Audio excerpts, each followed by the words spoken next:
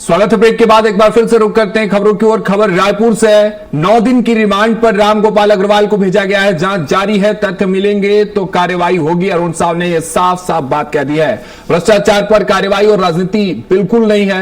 अरुण साव ने बयान देते हुए बात कही है। बस्तर को मुख्य धारा से सरकार जोड़ रही है। दिसंबर जनवरी में 15 निकायों के चुनाव होने हैं। बीजेपी हर चुनाव के लिए पूरी तरह से तैयार है। कांग्रेस पर आरोप लगाते उन्होंने कहा कि कांग्रेस ने शहर को पूरी तरह से बिगाड़ दिया है। भाजपा इसे संवारने का काम कर रही है। सुनिए जरा।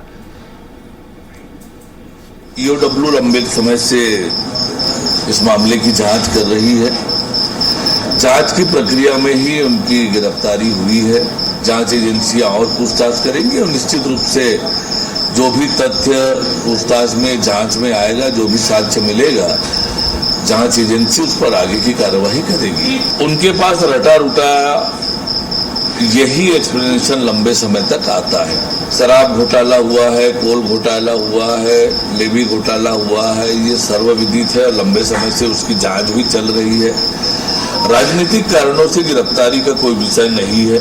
ये केवल और केवल भ्रष्टाचार के खिलाफ जांच एजेंसियों की कार्यवाही है।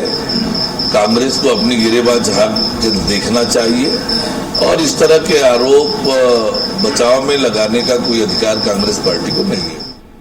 आदरणीय अमित शाह जी, हमारे मुख्यमंत्री विष्णुदेव साय जी की कुशल रणनीति का परिणाम है कि बस्तर नक्सल मुक्त हुआ है।